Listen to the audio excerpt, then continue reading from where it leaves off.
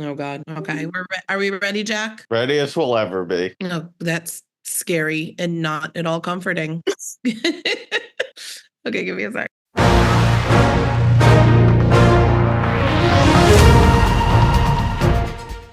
Today, we're sitting down with Sandy Hanebrink, who is Executive Director of Touch the Future.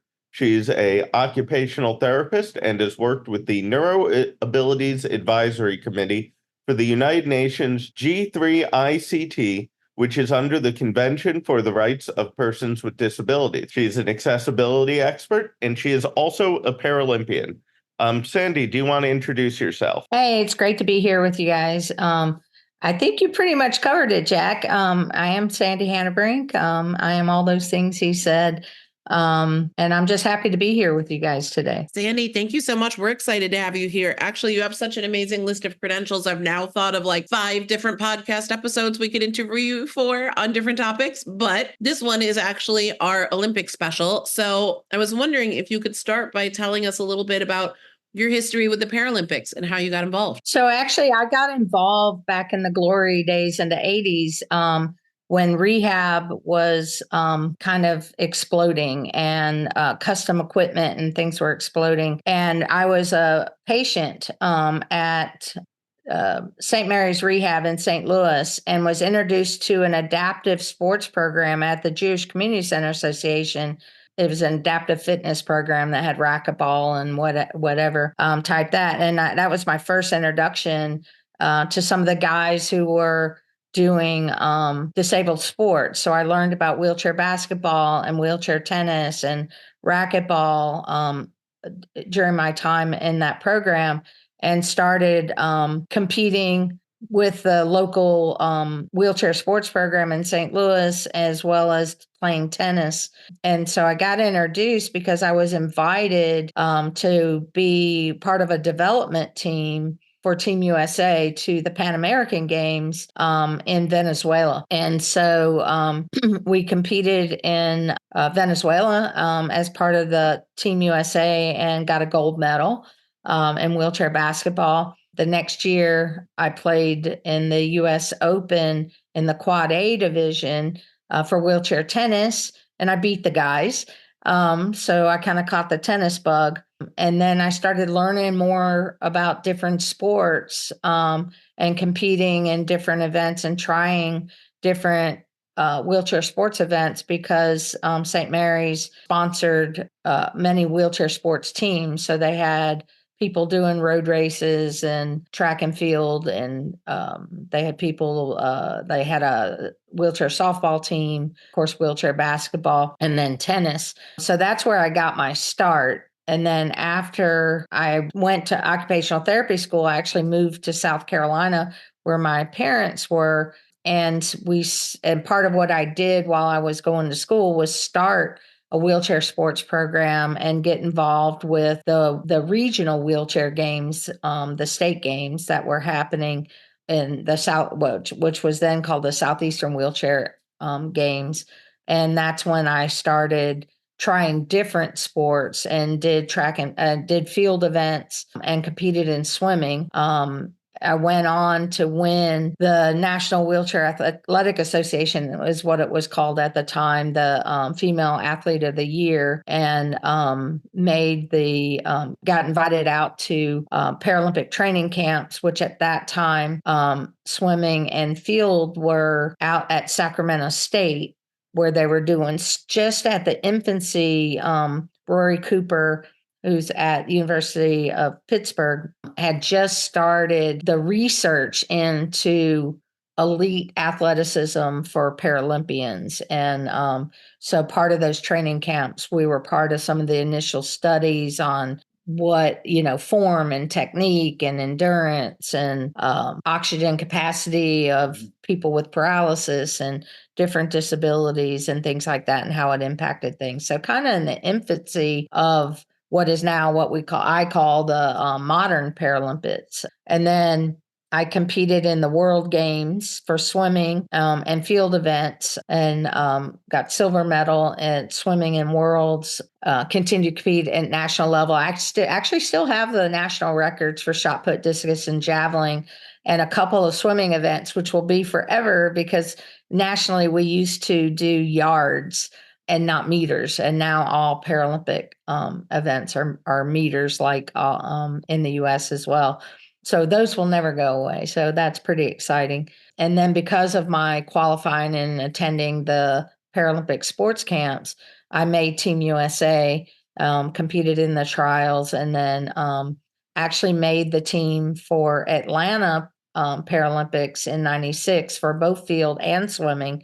But unfortunately, when they restructured the games, they didn't have all the classifications, and they combined, like, I'm an incomplete quadriplegic. So my class was lumped, all the quadriplegic females were lumped together with two different classes of paraplegics. So I could have done prelims, but there was no way I was going to make it to finals competing against people 2 classes ahead of me. So I competed in swimming and got a bronze medal at the Atlanta Paralympic Games, and then continued to compete for a while until that life thing called work happened, and then started working. And then I did more with coaching, youth development programs, and wheelchair sports programs, and hosting events. Sandy, first and most importantly, you're from St. Louis, because I'm from St. Louis. And I see now why our producer Jack did not mention that to me before we started filming this episode, so that I didn't spend the entire episode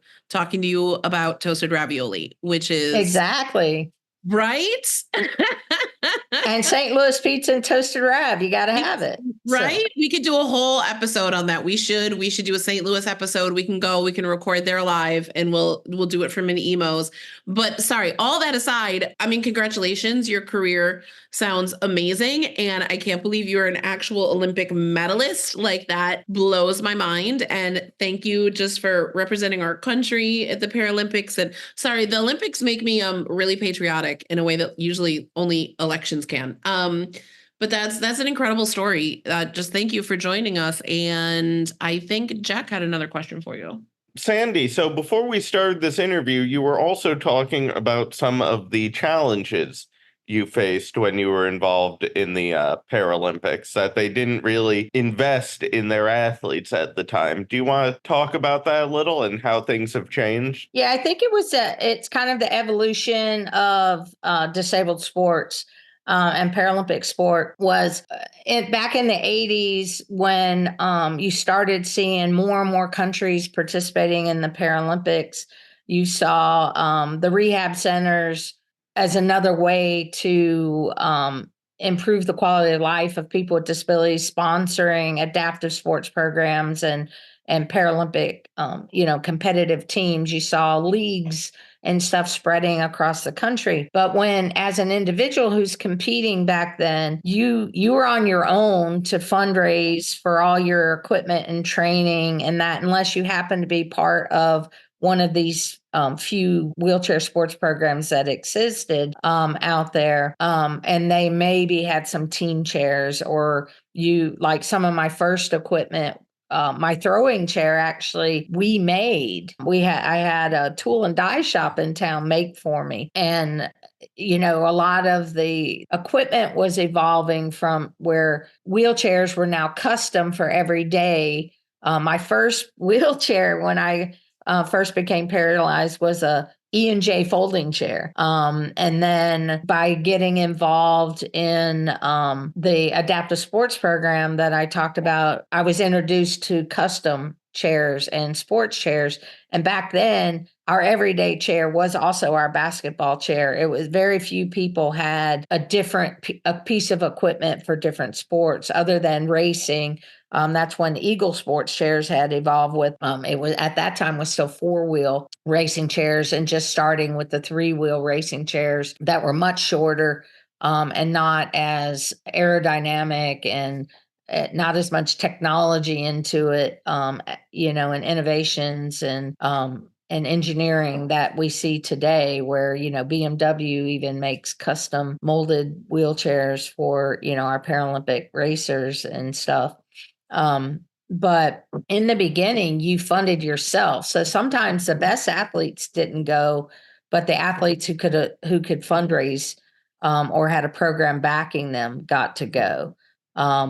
when you were made a national team, it's much like the Paralympics now and the Olympics, where the national team coach and support staff are named. But, like in gymnastics, we were talking about earlier, you'll see there's the head coach, but then you see the other coaches for the athletes are there. The athletes don't have to just listen to the head coach, right? That doesn't really know them and things like that. Well, when I went to Worlds with swimming, I didn't know the coach or the team leaders. And so they would make tips and stuff, but you're kind of on your own to do your training and be prepared because you didn't train with, the teams were named and you left, right? You didn't have time to practice together and train like they do now. You had a couple weeks kind of thing. And again, it was like you had to fundraise. So like I would hold fundraising events and sell t-shirts and do things like that to raise the money to be able to go to competitions and then to go to the Paralympics and that. You had to buy your own uniforms and everything. There was fees and stuff, and you actually contributed to support the coaches and team leaders that you didn't know. Well, that changed after the Atlanta games and the lawsuits that went through that changed to where the USOC now is the US Olympic and Paralympic. And so you started seeing the evolution of more camps and stuff at the USOC and that, and now where there are resident athletes. And wheelchair athletes or other disabled athletes now are also professional athletes. Just like Olympians, our peer Olympians. And at the last Olympics, for the first time, the Paralympians received the same financial compensation for medal counts. The game sites, if a country hosts the Olympics, they have to host the Paralympics. There's been a whole evolution because that wasn't always the case. And then like the medals and the clothes and the regalia and stuff that even at the Atlanta Olympic Games got, the Paralympians, we didn't get anything that was even comparable. But now Team USA is Team USA, Olympic and Paralympian, which is a beautiful thing. But with those changes, it's been a huge improvement for elite athletes. But, with everything, there's a yin and a yang. It seems like some of the developmental programs aren't there that were once there. And some of the state games and regional games, you don't see as many of that I'm aware of. I know in our area that there once were, and the size of the games aren't as big because at the state games, it was a combination of recreational, emerging, and elite athletes, because that's where you learned about the different sports and you kind of learned techniques and strategies, and you learned about the national team and how to be part of national teams. You learned about Paralympic trials and classification and all the different components that go with Paralympic sports. It's fascinating to me just how much it's evolved from what you've described. It's just the Paralympics have come so far. It's really incredible in a fairly short period of time. I mean, what you're describing was not that long ago, but it strikes me that you talked about how like state and regional games seem to be on the decline. And I'm wondering if you have thoughts about how we could get more disabled youth involved in sports. Yeah, I think it's critical to start. We're starting to see more and more facilities and infrastructure in place since the ADA. Of course, it's been 34 years, and we're just now seeing, adaptive playgrounds and better access to gyms and training facilities, like fitness clubs, tracks, being able to park and have a route to a track. And things like that. You're seeing more and more in the media, right? Some of the national governing bodies are much more advanced and inclusive than others, like local swim meets. If they're part of U.S. Swimming, they can compete at their neighborhood swim club. right? Individual sports, it's easy to do, but then you're always competing again alongside your non-disabled peers, but against the clock. It's still critical to have those competitions where you're in a heat with people with your own classification, and that. So, I think some of the change happened just with the changes in our healthcare paradigms and rehab and how long people are part of rehab facilities, in order to be in that community and engaged.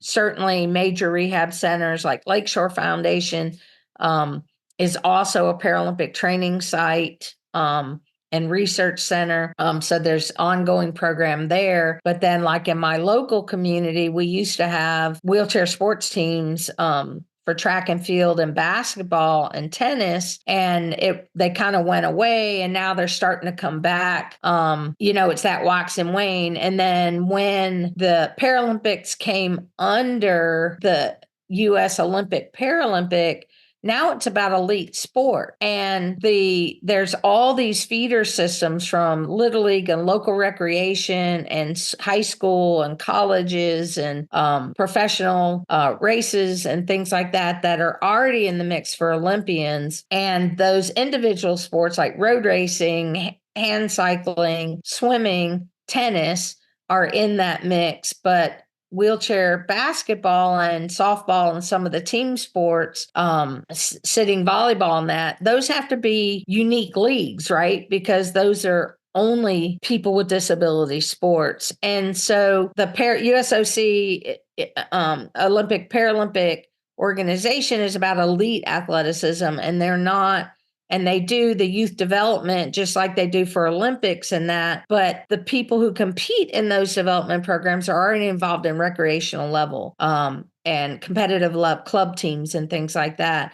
And we just haven't gotten there yet with Paralympics. A lot of focus was on our disabled veterans with the Paralympics, because let's face it, we have young, strong, athletic people who, thankfully were there for serving our country now with disabilities, and we're easy to integrate into programs. And I think the focus went there, and the balance of continuing youth programming and adult, community program kind of slacked off a little.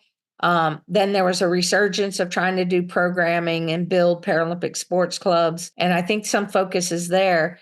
But really how I got involved was we said, hey, we don't have this and we want to do this. And we found, like in St. Louis, my uncle worked at Bishop DeBerg High School, and they have a big parking lot. So I went to them and said, hey, can we paint a wheelchair softball field in your parking lot? And that's how we got a wheelchair softball team. In Malden here in South Carolina, there was a Miracle League field, and we got the city to make the outfield bigger so that it could accommodate wheelchair softball. And so now they just had a tournament last month that I attended to watch with teams from 4 different states. But the sustainability of trying to get more people into the program was what I was hearing from all of the teams, even the ones that came from rehab centers. And it's like, how do we get the younger people engaged? And I think that's going to have to start with, it's time for the high schools and junior high schools that have athletic teams to have them. It's time for local rec centers to partner with the whole area in order to have the numbers they need for teams and to develop those feeder programs. And a lot of it still comes from people with disabilities just making that ask and forming the teams and keeping things going. Thank you so, so much, Sandy. I really appreciate, I know that we all really appreciate you discussing your lived experiences and participating in the Paralympics, and also, talking about different ways that we can get today's youth engaged in disabled sports. I know for me personally, I did benefit from, participating in disabled sports growing up. I was able to play soccer. I was able to participate on a swim team. And so, participating in those things really does help in terms of helping with youth develop social skills and competency skills and, leadership skills and various transferable skills and, character development that can transfer into adulthood. And so I just wanted to know if you have any closing thoughts that you'd like to share with our listeners. Any final thoughts that you have? Yeah, I think, for me, I was an active athlete before I became disabled. And so being involved in disabled sports was all about what I can do, not what I can't do. It was all about setting goals and pushing the limits and being a part of a team again. It was a way to achieve and to push things beyond what you thought you could ever do. I know, like with the program we did in South Carolina, a youth program that was South Carolina and North Carolina, we actually combined 2 states and we do some practices in South Carolina and some practices in North Carolina, and then we practice separately, and that to make it happen. But it evolved into a Paralympic sports club, and the youth that started at 4, 5, 6 years old, some in their teens, went on to college. They have families, they're working. And when you compare it to statistically, the same things that happen for youth who compete in non-disabled sports, the same benefits happen for youth in disabled sports. And you develop those life skills and you're successful and productive members of the community, and you give back to the community. And what I really love about the Paralympic movement is everybody kind of pays it forward. Like I've passed on my equipment to new athletes so that they could try things and get involved. Other people have done that for me.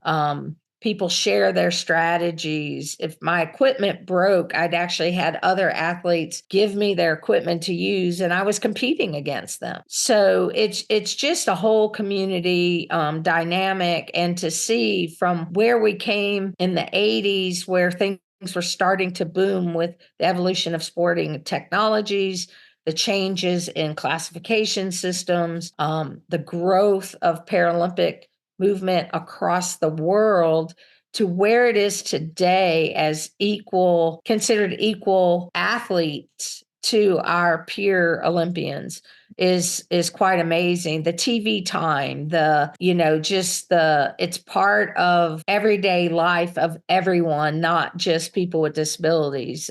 Disabled athletes are recognized by the general public. It's just a huge opportunities. And I just think it's critical that youth sports and recreational sports for adults with disabilities be available so that we can continue to grow our teams and for the Paralympics, but more importantly, that we create those opportunities and those life skills for people with disabilities that should be available, just like our non-disabled peers have. Well, Sandy, thank you so much for taking the time to speak with us today. Where can the people find you? Do you have any social media or anything you'd like to promote? Sure. Right now, I'm actually part of the Caravan for Disability Freedom and Justice. So you go to the Caravan for Disability Freedom and Justice 2024. We're on Facebook, or the Disability Caravan.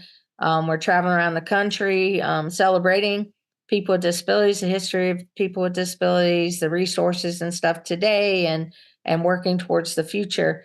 You can also get me at Touch the Future we're on Facebook, or you can find me personally at Sandy Hanebrink on LinkedIn or Facebook, or tend to be the ones I'm on most. So, but I appreciate the opportunity, and I'm just excited to be a part of it and really celebrate the growth of disabled sports and the Paralympic movement to where it is this amazing competitive, professional movement that it is today. And you can find those links in the show notes. Thank you so much for joining us today, Sandy. Wow, y'all. Thanks so much to Sandy. It was really interesting hearing just how far things have come in terms of the Paralympics from where we started up through this year. And if you haven't seen the little mascot for the Paralympics. It's so cute. It's that red hat that was the mascot for the Olympics, but he has a prosthetic leg. It's super cute. You should check it out. Okay. Also, in honor of the Paralympics in Paris, Stephanie, I believe you have an on-topic joke for us this month. Of course I do, except it's more of a question. And it's something that, I feel like people asked, like, I don't know, in 1982. But I wanted to know if anybody's refrigerator is running. Get it? Because of the Olympics. Oh, no. Are there cricket noises that we can insert?